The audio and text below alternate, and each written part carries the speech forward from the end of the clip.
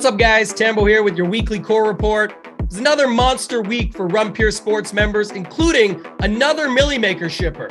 Let's get to the winners. The World Cup continued to print for our members. Rubio and Jaime have been producing winning content throughout the event, and last week was no different. IPT 007 hit for 6K. K. Reed won 7K. Bobby Hare hit for 10K, while Rubio himself shipped another 16K. We pride ourselves in offering just about every sport for one low price. We'll put our content for all sports up against any competitor when it comes to producing winners. Steve Boynton has been on fire in college basketball, helping our members ship, as well as himself hitting for 2K. Jay Gingery 912 joined him, winning 3K. In the MMA streets, Hoop shipped for 30K using Titletown's playbook. And it's not just on DraftKings where we produce the winners. For Prize Picks this week, Du Bois hit for $500, and C. McDonald 1016 won $2,500 using our NBA Prize Picks content. Speaking of NBA, Jesse Samek hit for 6K, while Mangone nailed his core and shipped for 8K. This has been a successful NFL season for Run Pure Sports, making people a ton of money. This week, we produced our second Millie Maker winner of the year. Subscribe to our YouTube channel if you haven't already to access all our free NFL content. Our members' ROI has been off the charts this season. In week 13, You Should Be turned $80 into 8K. Motor City 2 DFW turned $50 into 5K. King of the North hit for 15K, and I finished in 6th place in the King of the Beach contest, winning 40K. But the biggest winner by far was RPS member Alicia Hunt, who turned $240 into over $1 million. So typically what I do is I'll go over, the core plays, look at Big T stuff a lot. And what I did was I took bits and pieces of what I liked, and then I threw in some of the stuff that I like. Congrats again to all our members. If you want to be featured in the core report, drop your winning lineup in the Members Never Win channel in our premium Discord. If you're not a member, join now. You won't find a better value, all sports included, for one low price. While you're watching, hit that like button now. Remember, if you're not winning with us, you're watching us win. Till next time, let's keep running pure.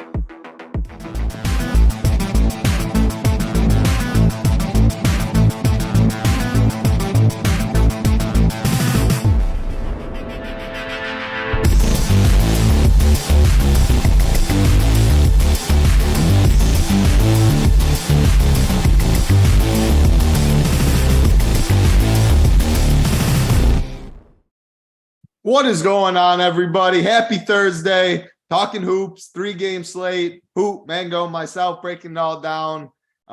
It pretty much looks like one game's going to get all the attention in this one. We are waiting on a little injury news, though. Rockets, San Antonio, that's where everyone's going to go. We are waiting on Jimmy Butler news, though. He's questionable. Kevin Porter Jr. is also questionable. Dwayne Dedmon's questionable. That doesn't mean as much, but that's the news we're waiting on. Should be locked and loaded at after 8:30 today, and the late game should be all set in stone.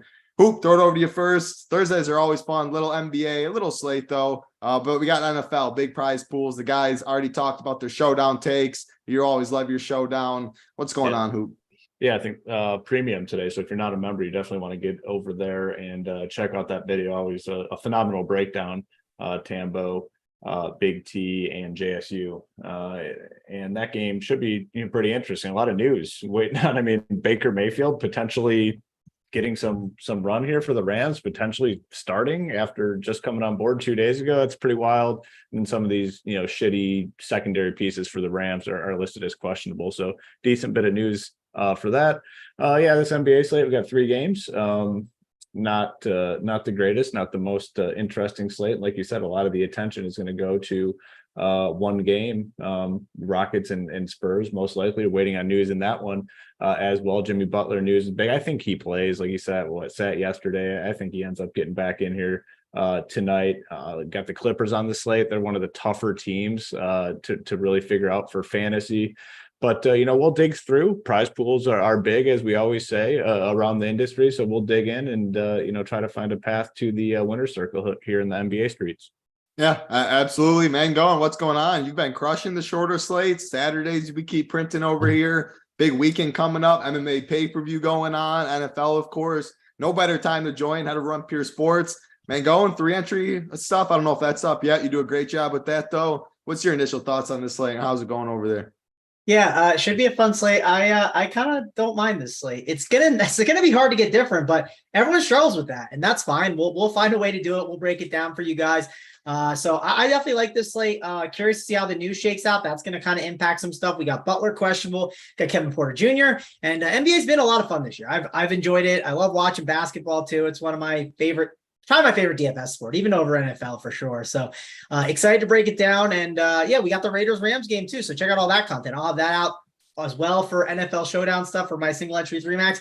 And I'll have the NBA stuff too. So we'll be in the Discord chat helping out with the winners. And we got a lock that's a little bit later. It's at the 7:30 mark. So gives us a little bit of extra time too to figure it out. And you guys won't want to miss all the stuff that we got in the Discord. We'll be helping you guys out there, making sure you guys get the winners. Of course you're enjoying the year, Mango, and you just keep shipping every other week. So it feels nice when you have a little more money in your pocket. But you said NBA was your favorite DFS sport. Hoop, I'm curious on what yours is. And I also want to see everyone in YouTube chat, drop your favorite DFS sport. I'm curious about it, but Hoop, what is yours? Yeah. Mine has changed. I mean, when I first started playing DFS, I mean, it was undoubtedly NBA. I mean, it was so sweet, just that sweat, the nonstop action.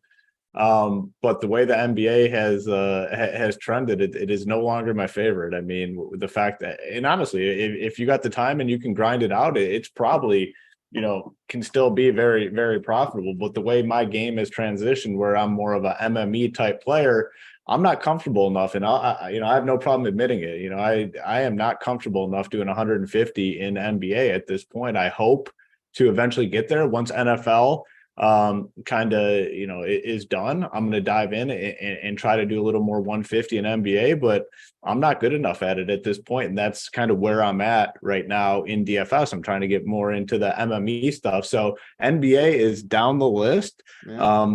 NFL is going to be one. I'd say NFL Showdown probably one. NFL Showdown one, NFL Main 2. Baseball, man. I'm on baseball. I like baseball. Again, now that I'm doing more 150, I love full 150ing for baseball. You get your stacks in there, you get your pitchers. We always talk about it in these shows and in the content. Very tight player pool at pitcher. If you can, it pays dividends, man. When those guys go off, you're sitting good if your stacks hit. So baseball's probably number 3. PGA. Man, I gotta go back because I got your sport here. MMA is definitely up there, man. I was gonna say I'll just let you keep talking. MMA's got to be 4 for me. In terms of the sweat, though, MMA's got to be up there. PGA, and then NBA is probably my least favorite. It's crazy how it's transitioned for me. Well, it makes sense. I can't play like the way I want to. I want to be a 150 guy. Like I said, I'll admit it. I'm not good enough at NBA 150 to get in there every single night and do it. I have no problem admitting that. I mean, it's also with your schedule, late swaps tougher, and also 150, and because that's you, and you have to late swap at all the lots. Yeah. I mean, it's really hard. Where MLB, MMA, I mean, or used to be MMA, you could just set it before. Let's say some highs. Let's say hi to some people in chat and then I'm going to read off some of the other people's favorites. Only a 3-game slate. We got a lot of time. So let's see. Matty Ice in chat. We got Crew, Richie Smalls, Coach, Michael Knack, Matthew Moore, Jordan, Nadefy, Chance, Pinto got Flow. Appreciate all of you hanging out with us. Let's see what we got. NFL, NBA, NFL, golf, MMA, and NBA. I see you, Pinto. Got some baseball, best ball. Okay, Coach. Coach is always grinding the best ball. It looks like NFL, I think, is the most popular right now. But, man, go rank your top 4 before we get into it. You said NBA is your favorite. Yeah. I'm not surprised. NBA is definitely my favorite. I mean, NFL's got to be second, no? Hot take. The NFL main slate is not as fun as everyone thinks, but I love it. I love it. I don't think it's as I think Showdown's better. As crazy as that, I think Showdown's better. Than it's a better sweat. Are we talking sweat or how are we talking to? I mean, why I love Sunday. I just go over to the boys' house where we got 5 games going on, get some good food, do whatever else you want to do, and and it's just a 6-hour sweat that you're just chilling. It's like it's more just like takes up your day. Where an actual sweat. MMA for me is on another planet when it comes to sweat. I mean, I do agree actually with that. Matty Ice put that in there too, and I have to agree. Like when you're live in MMA to ship and the main event's up and you need it to go like, and they're cracking each other. Yeah. And they're in there just beating the hell out of each other. Like it is the best sweat for sure when you're live. Like there's also a difference between sometimes sweat and actual like process. Like, Coop, I've heard you say this before, and I kind of agree. I love the golf research process. Like it's kind of just like really fun. And it's just like week to week. So it's not as like, as much of a grind sometimes it feels like. So I guess it depends on what the question is. I mean, NBA no doubt is like number one.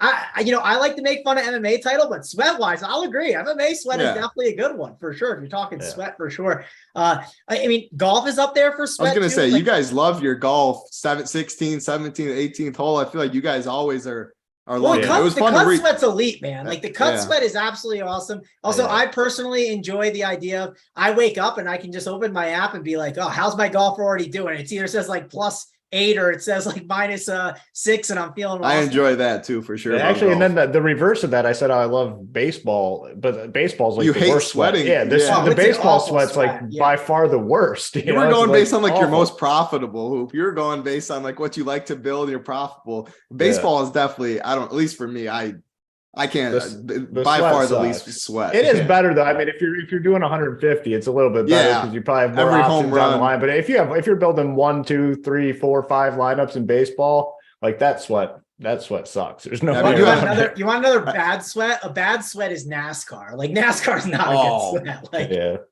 Well, the problem with NASCAR is you literally have no clue where you're at until like the last lap. Like you could the last be half of the lap. Yeah, it's like it is. They gotta. I liked it for a little bit, but man, they gotta like adjust like the scoring, or I don't know how to do it. I mean, I don't know. It is awful sweat because you literally have no clue where you're at. It's the only sport I feel like where you don't even know what you need to happen, and like anything can happen on the last lap in some of these events. I definitely used to like sweat like I definitely like would sweat really hard with stuff, but I don't sweat it as hard as I used to for sure. But back then I used to sweat pretty hard. And to the point where I watched a NASCAR sweat once, and I watched, like I'm telling you, I was in like the top 10 for probably like 3 straight hours, right? Like it was dumb. I was like, it's like, I don't know how I'm up here. It's because Alex Bowman was owning the race, right? Alex Bowman was at the top the whole time. And the reason I lost was because Alex Bowman decided, his crew chief said, listen, if you can't get first, you just need to like tank because it helps you for next week's standings. And the dude went from first or second all the way down to 20th. And I literally lost all the money on the last lap. And I was like, this was probably the most miserable experience I've ever had. And yes, I probably shouldn't have really been sweating NASCAR the way I was, but it was like probably during COVID and like we hadn't sweat stuff in a while. And it was just not a fun time. Yeah, I was doing it during COVID too. That's a funny story. Don't talk bad about NASCAR, Scott Foster. Our team crushes it over here. Yeah. I mean, a lot of people do very well. Big T loves it. Uncle T. Yeah. I mean, it's just. I still play it. Don't get me wrong, but it's like we're just talking sweat, right? Just sweating it. It's like definitely not fun. Like in NFL Showdown, like the last drive of a game can absolutely just tank you. Again, you see it all the time. People go from winning hundreds of thousands to like losing, but you at least for the most part know that going into it. Like when you're watching an entire NASCAR race, all right, and your key guys are all in the top 5, you're like, okay, like you should expect to win at the end. You should expect to have some sort of profit. One crash at the end and you are completely toast. Like it's a different kind of just awful sweat. I was in second for 200K and it was the last lap on a restart. I ended up losing like $800 that sleigh when I was 150. And I was like, I will say one very underrated sweat. Don't do it anymore, but the COVID times got me. League of Legends. I love the League of Legends sweat. When you need a 2-0, then you're going to ship a 555 to 15. You just need a win. Like that League of Legends sweat can be fun because it just can change in an instant. And then you just don't get it back. The biggest problem I have with the League of Legends sweat is I've played a lot of League of Legends in my day. And I know sometimes during the draft, I'm like, my team's screwed. Like, I just know. Yeah. I know ahead of time I'm done. Like, I'm like, I don't know that. It's bad. When like, you're like, I can't believe they took that champ. Like it's a counter. Like this dude's going to get destroyed. It's like literally the worst feeling, but you're right. Super elite sweat. I did like watching it for sure. I kind of wish I could, you can play it, but at the same time, there's so much going on. And it's like, it's hard to like get in there when you have all these other sports going on. You only have 24 hours in a day, man. And when 100K was up top and 50Ks were up top instead of 5 and 10Ks, and that was the only thing going on, like All I did was play poker all day, sleep maybe an hour, watch League of Legends, and repeat. I mean, I'm glad that lifestyle is not back, but we'll go to a sport that we all wanted back during the COVID times. We all wanted the NBA. We have 3 games today. We'll dive right into the first game, though. As always, like button, big red subscribe button. We appreciate it. Again, only 3 games on this slate, so we can have some fun. If you have any questions, you can drop them in YouTube chat. We'll get to them if we got some time. But Los Angeles Clippers, Miami Heat, first game of the night at 7:30, 212 total. Miami is favored by 6. Waiting on Jimmy Butler news. Dwayne Dedmon is also questionable. Hoop, I'll start with you. I mean, we talked about the middle game. Houston and San Antonio is definitely the best game. You think Jimmy Butler plays? If he plays, this game's not nearly as good. Obviously, if he's out, a lot of Miami would be better pieces. But what you got in this game? Yeah, the slate would, definitely needs, I think, Jimmy Butler to be out. It would make it way more interesting, entertaining, give us more options for fantasy. I think he plays. I mean, he sat yesterday. Lowry is out in this game, though. I will say, I didn't out. mention that, but yeah. So Lowry is out. So I think there are plays here, regardless on the Heat side. I mean, I think you can definitely go to Tyler Hero, just having a phenomenal season. Probably like a mid 8K player right now, and he's still he's 7.7 on DK. I mean, just playing phenomenally well right now, shooting the ball really well, and kind of contributing across the board. You look at the fantasy totals, he's been over 43 in 5 straight games. So I think he's a guy that we can go to regardless. And, if Jimmy Butler's out, he kind of turns into like a core guy, I think, for me. Bam Adebayo, talked about him on the show. When did they play? That was the 6th, so 2 days ago. Kind of getting back to that 40 fantasy point type of floor. Obviously, there's going to be some outlier performances, but again, I don't think he's a great basketball player. But for fantasy purposes on a 3-game slate, if an 8K guy can get you around 40, you take that. So I think he's in play a little bit. And then, if Jimmy Butler's in, I think we can take a look at him potentially. And then on the Clippers side, man, it's just one of the tougher teams for fantasy. Now, Kawhi Leonard is out. Paul George just hasn't been playing great. He's 3 for 12 shooting last game, only 30 fantasy points, 33 the game before that. But again, it's a small slate. Kawhi Leonard's out, so I think you can include him in your player pool, not like a core play or anything for me. But you're going to have to take a look at some of these fringe type guys. I mean, Morris, maybe Reggie Jackson. I mean, not great plays, but it's a 3-game slate. You're going to have to kind of look at some uncomfortable pieces, I guess I would say. If Jimmy Butler's out, we can take a look at guys like Max Struss, Caleb Martin. How many minutes did Oladipo end up getting? So he played actually 18 minutes. I didn't expect him to play that much. So he's has some sort of role here as well. Not in play for fantasy by any means, but maybe a little bit enough to kind of take away from some of the other options. Favorite play in this game, though, by far is Tyler Hero. Regardless of Jimmy Butler's status, I think he's in play now. Obviously, if Jimmy Butler's out, like I said, he'd probably be like a core option for him. He might be either way. He's just playing really good basketball right now, to be honest. So really like him regardless. Clippers are just a tough team. So got some plays here. Nothing too great. This total is 15 points lower than any other on the slate.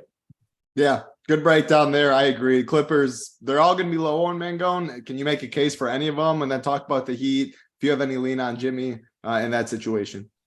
Yeah, on these 3-game slates, sometimes they're just like saying like, hey, listen, I especially on DraftKings, right? Like, what Clipper do I really want to take a chance on? Like, maybe you could take a chance on like a Marcus Morris who's willing to chuck, or sometimes maybe it's like a fringe position, maybe where you'd want to play that unique guy, but that's kind of one of the issues. And I don't see one that really sticks out for me on the Clippers, at least right now. So I'm not dying to get to any Clippers here today. The question is going to be, how do I make my teams unique, right? Because as we'll get to it, like this game coming up, that Spurs game, if you play the Spurs and Rockets and you pair it with Tyler Hero, like you ain't being different. I'm just being honest. So like, Hero's going to be a really good chalky option. Someone that I love today, someone that I want to get some exposure to. But I have to figure out how to kind of make it different. How if you do play Tyler Hero, how are you going to make it different in other spots? Because you just can't play all the same chalk as everyone else. But I think he's good chalk to eat. He's someone I want to get exposure to, someone that I'll be well overweight on. I'm playing one main team today on DK, and that guy's going to be probably on my team. I feel pretty confident I'll be having some exposure to some Tyler Hero today. So yeah, I like him. Jimmy Butler's status obviously matters. If Jimmy Butler's in, you could make an argument to play Jimmy Butler instead of Hero. And then just like, that's like kind of like a big fade that you're making. Because either way, if Butler's in, Hero is going to have a lot of ownership. So that's something you could do. We need to wait on that status. Bam Adebayo, definitely, it has not been talked about too much yet so far. Bam Adebayo is going to be kind of low owned here on this slate. Maybe not like super low. Again, it's a 3-game slate, but a lot of people are going to be jamming in the centers in the next game, right? And they're going to be just jammed in there. Different Spurs ones, Sengun, as well as some of those other cheap forwards. You can plug them in on the Rockets. You can plug them in at the center spot. I do think Bam Adebayo is not a bad route to go at center. That you'll probably get him at like, I don't know, maybe like definitely under 30%. He could even be like 20 or like 15%. That just wouldn't shock me. Now, that could change if Jimmy Butler's out. Don't get me wrong, but that's something to look at for sure. It's definitely hard to click on some of these other guys. With the we're waiting on that Butler news. Obviously, that's going to change how we'd want to approach it. But if Butler happened to be out, it would open up some of these other options as values, right? You could consider a Max Struss in the mid-tier possibly. You could consider trying to take a shot on a Caleb Martin, even though he's been kind of brutal. I probably wouldn't do it. But yeah, Highsmith could be an interesting value at 3.5 that helps make things work. You have to compare how you would play him versus some of these Spurs values. That would be a decision point that you have to make. But we are definitely waiting on that status of Jimmy Butler because that is going to matter a ton. And I do think if you have like Deadman that ends up sitting as well, like they don't play Jovic that many minutes. Let me just double check it. He played 9 minutes the other day. And I basically said this on the show. They're not going to give him a lot of run.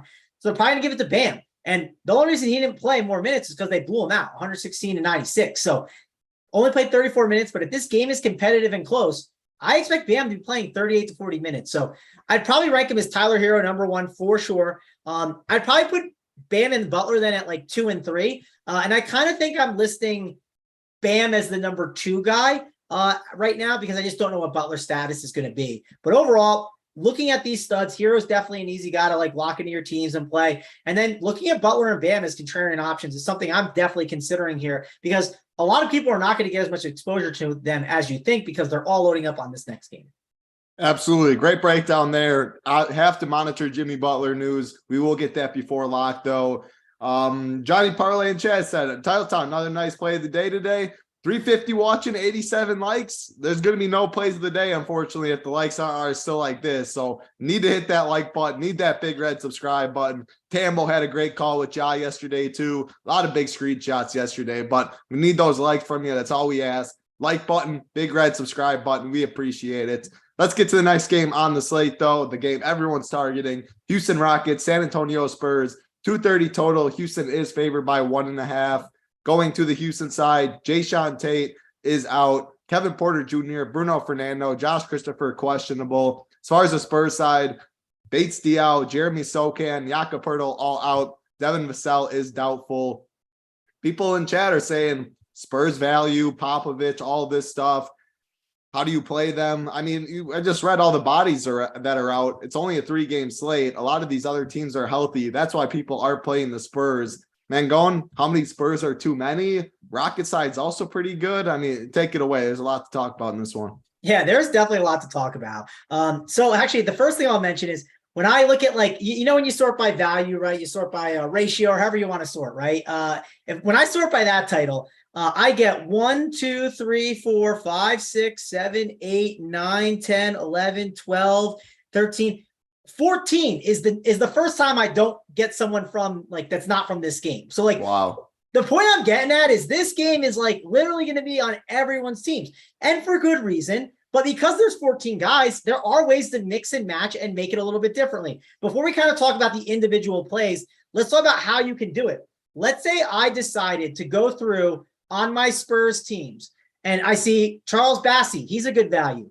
Isaiah Roby. He's a good value. Romeo Langford. He seems like a pretty good value. And let's say I played all 3 of those guys and I just played none of the other spends on the Spurs. Wouldn't that be unique? Like everyone's going to plug in Trey Jones and Keldon Johnson. Those are like little ways that I try to make my lineups unique a bit.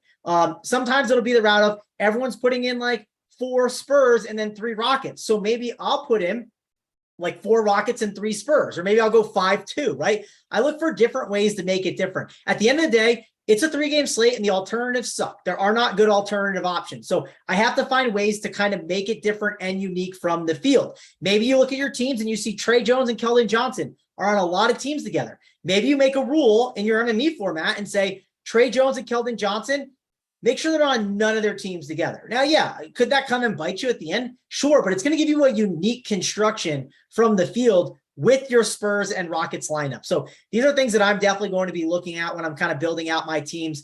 Now let's actually dive into the actual plays and kind of discuss them. Obviously, Kevin Porter Jr. news is important. And if that news hits that he is out, the whole slate changes, the construction, everything. So that's important. KPJ is 7.3K, definitely a good play. If he's out, Jalen Green would be an even better play at 6.9. One thing I noticed when I ran teams, I get teams that had Jalen Green, they had Kevin Porter Jr. and Sengun all on the same team. I don't know if that's something I'm personally going to do in my tournaments because I do feel like I cap my upside a bit. So again, another rule that I think you could set is if all of them play max of 2. And I think it'll just give you unique combinations from the field. While some people will run into those other combos. Sure, cash games, you understand, Title. You want to grab those floors. You're going to get some ceiling plays in there. And if you get like a 30-point game from, Kevin Porter Jr., probably not going to win you a tournament, but it's going to still be fine in cash games because the other guys are going to get great ceiling options. So definitely going to be a spot where I want to play some Rockets, but trying to figure out how many. If I had to rank them, I would go Sengun. I'd probably go Sengun number 1. I love playing him in this spot against the Spurs. I'd go Jalen Green number 2, and then I'd go Kevin Porter Jr. number 3. Some of these values to look at. I know Eric Gordon's popped up a little bit, but I don't love playing him. I don't mind Jabari Smith as like a cheap option. Then if we look at the Spurs guys, Chris Bassey is going to be a cheap center that you can definitely play here on this slate. I think he's one of the best values that you want to go to, but there are some really interesting contrarian spend up centers that I think you want to look to play. Isaiah Roby, he's only power forward eligible, but he's going to be a pretty good option that I'm looking at. Not that excited about Romeo Langford. I don't feel like he's going to start. Starters are going to be important for this game too. Luckily, we should have this. I think we'll have some of this news in time because we won't really play that many guys from that early game. So we'll have enough flexibility in our lineups to kind of figure all of that out. If you have to pick between Trey Jones and you have to pick between Keldon Johnson, a lot of it might be based on the positions and like how I want to kind of spend my money. I think small forward is probably a better spot to spend at than point guard. I think there's other ways I can kind of mix and match and get different. So Taylor, I know it's like a long-winded breakdown. There's a lot to talk about here. It's good. I didn't even mention Josh Richardson, right? So a lot of ways to go about it. And for me, the key thing that I think I'm looking at is I don't know which Spurs and Rockets I'm going to be playing, but I'm going to find a way to make it different. And maybe it's playing, I'd say 5 of them while everyone plays 6 and 7. So I have 3 other roster spots to make things different. Or the other thing it could be is, like I said, maybe everyone is going to mix and match cheap Spurs and expensive Spurs. Maybe I'll just play 3 expensive Spurs, or maybe I'll just play 4 cheap Spurs, right? Trying to find different ways to make that unique is how I kind of look to build out these teams. No, I mean, this is the game that it's only a 3-game slate. This is the game everyone's going to play. You will not find a better breakdown on the Spurs and the Rockets than Mangone just gave you. For that, let's see what the likes. 135, 430 watching. We need 260 at least for the plays of the day after that breakdown from Mangone. So the last question I'll get before I get to hoop, Mangone, how many Spurs are too many? Everyone's favorite question to ask. Yeah. People are saying 2 in chat. If you play 2 Spurs, you're going to be different than most people. Most people will play 3 or 4.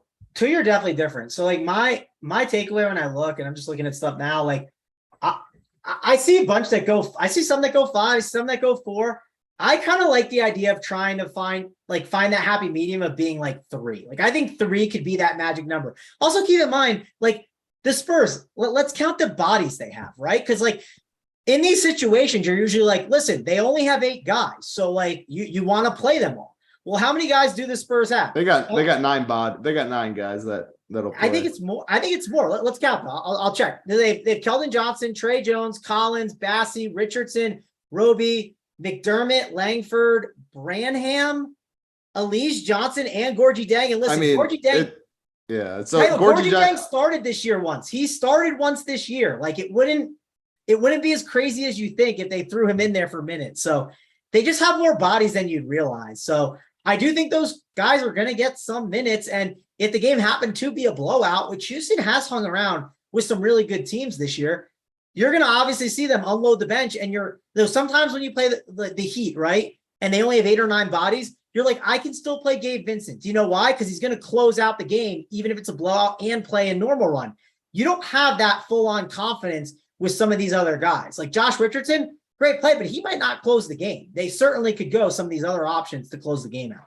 Yeah, for sure. Hoop, game of the day. Everyone's playing it. Talk game theory-wise, talk your favorite plays, break it all down for us.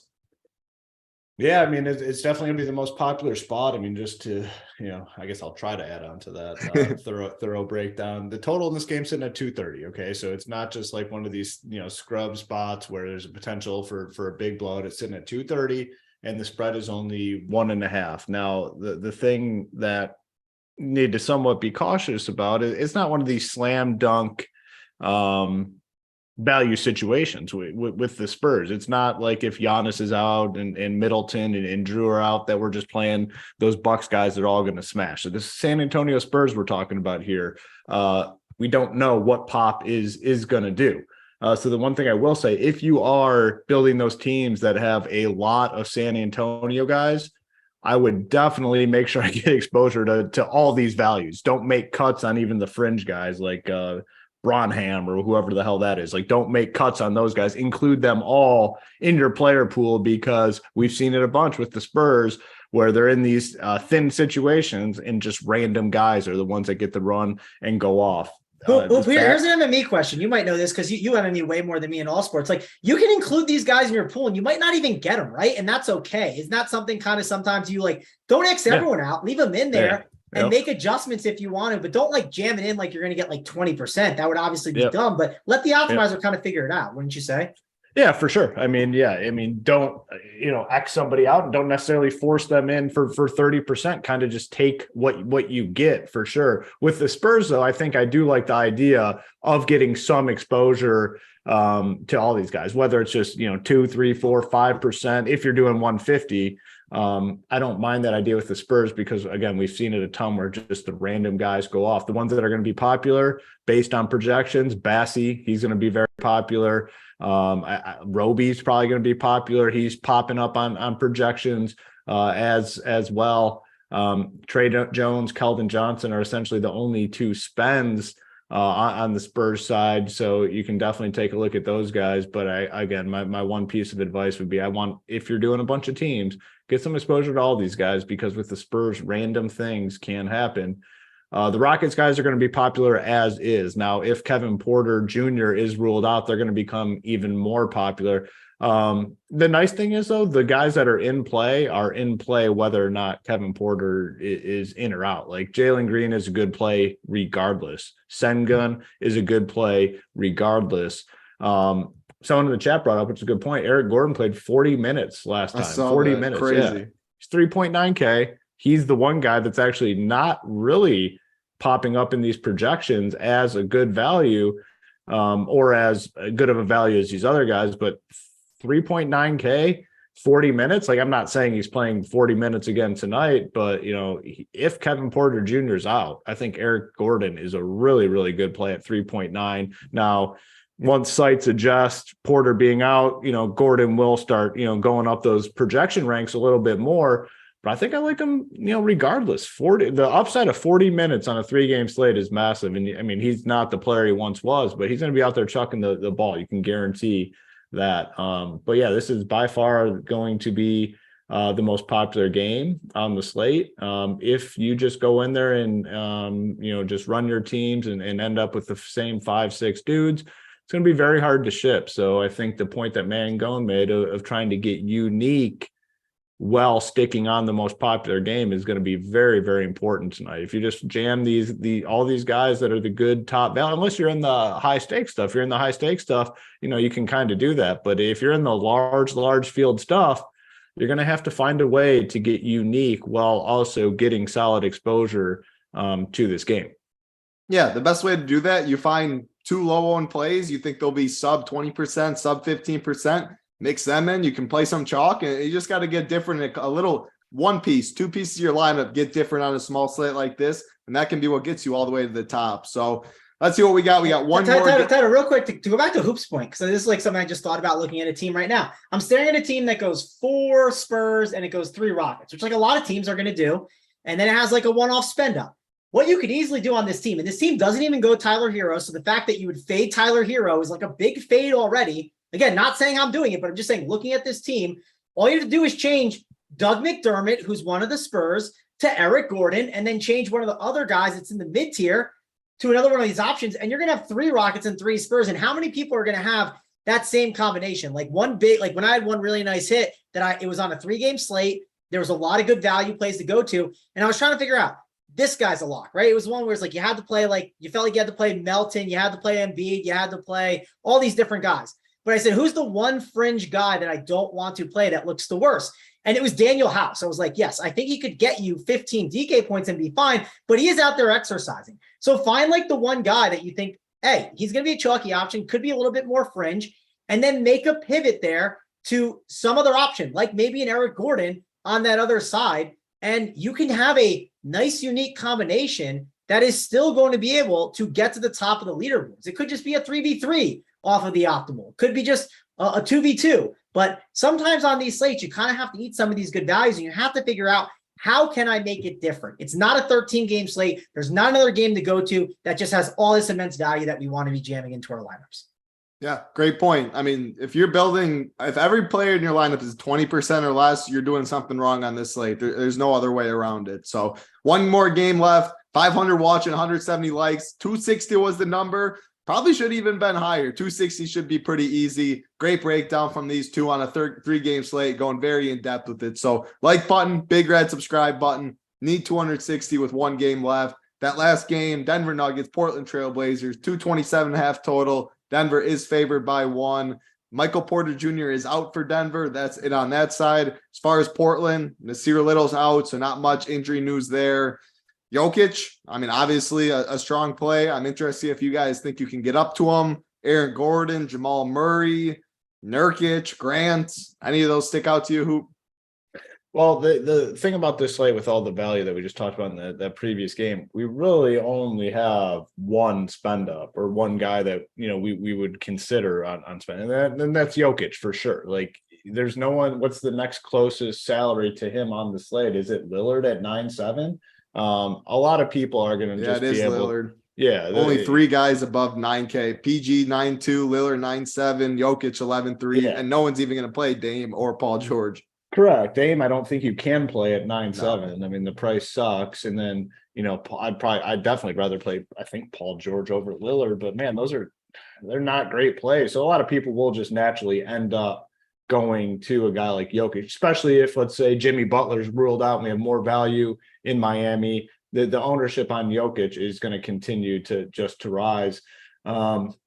Again, this game, 227 total. So big total, close spread, like that previous one. The Trailblazers are just a very difficult team to get to tonight. Damian Lillard, 9.7. Anthony Simons, 8.7. So they're priced like if Lillard is still out. The prices have adjusted.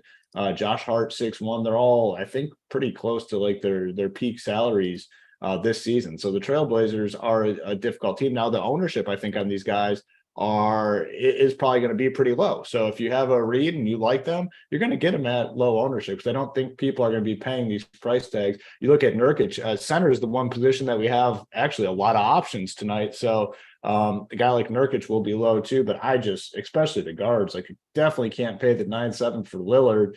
And then Simon's at 8.7. He's still priced like Lillard's out, and obviously Lillard is back.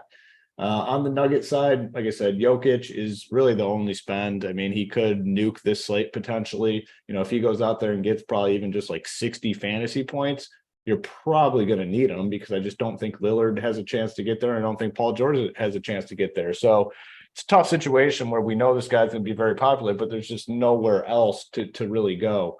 Jamal Murray, I'll keep playing in tournaments. He's coming off a stinker the other night, 30 minutes. Was that the night they got was that a blowout game or no? I can't remember, against Dallas.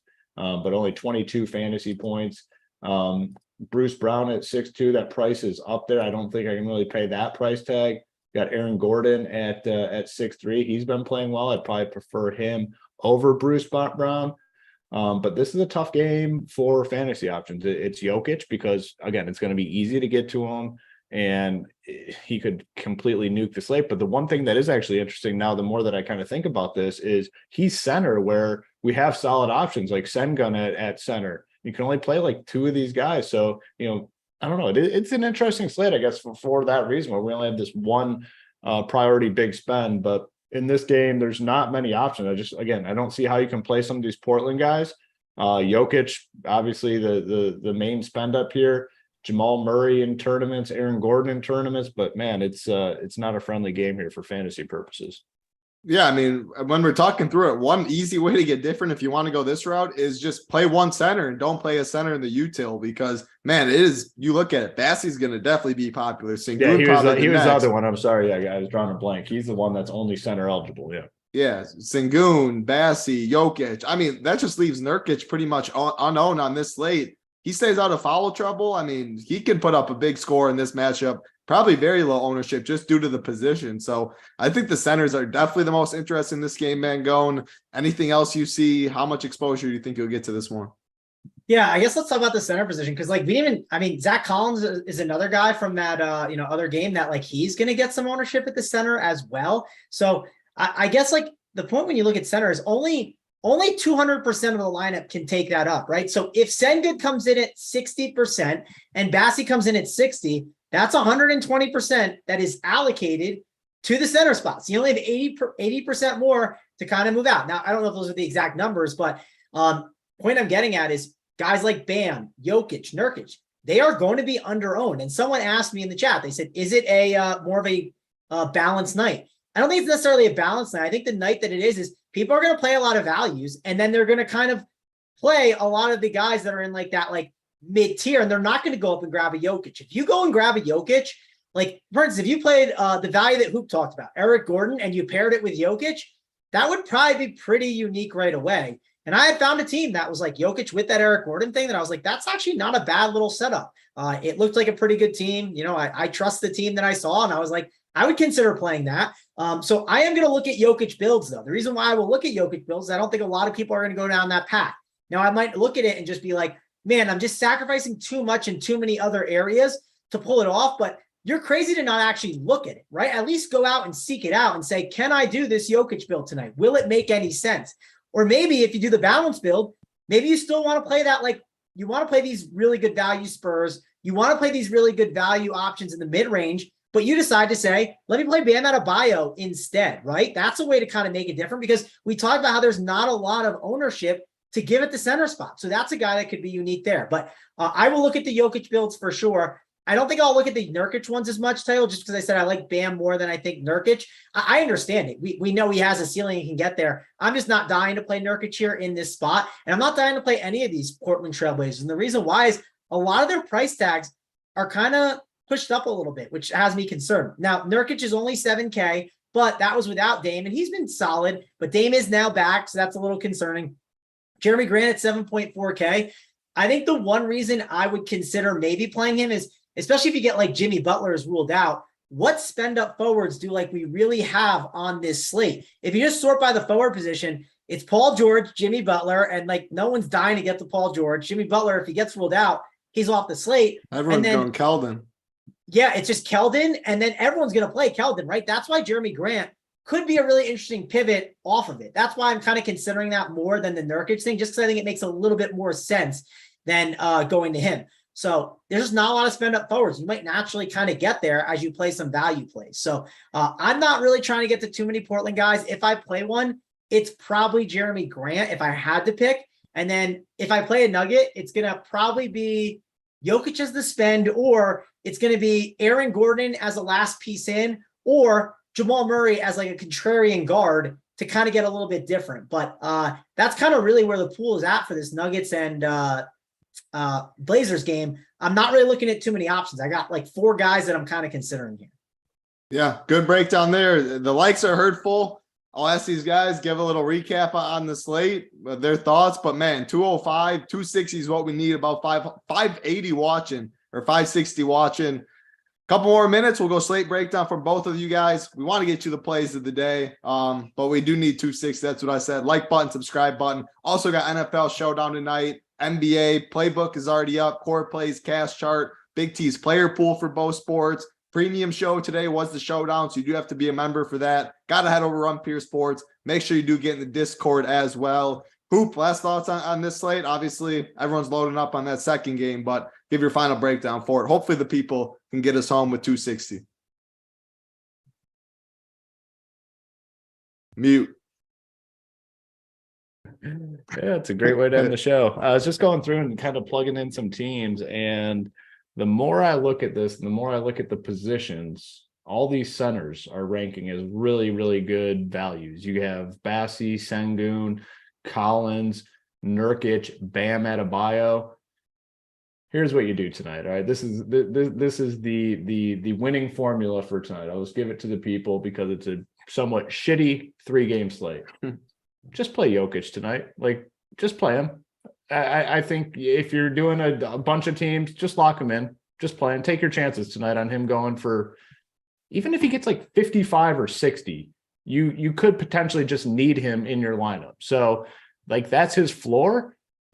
I think you just play Jokic tonight. That's my read on the slate now that I, went through and actually built a team. You have all the value in the world to make it work.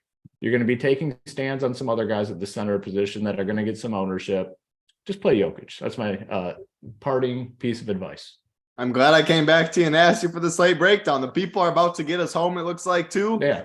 Gonna look in a minute. Hit that like button, man. Going to you. Hopefully look back at 260. We'll get you the plays of the day. Final thoughts on the slate, man. Going. Yeah, you guys hit that like. I will stall as much as possible, which I can do a good job of, so I'll help you guys out. So, like, to Hoop's point that he thought that I think is interesting is, like, the first team I look at when I look at Jokic, right? I got 7 teams here that have Jokic. The first one, what's the big fade that it makes? It doesn't go Sengun or Kevin Porter Jr., which, like, those are pretty chalky options that people are jamming on their teams already. Looking at the next team, what's the big difference on this one? This one, it doesn't go Kevin Porter Jr., but you know what it also does? It only goes 3 Spurs, right? It doesn't go 4 or 5, which most teams are doing. Then I look at the next one.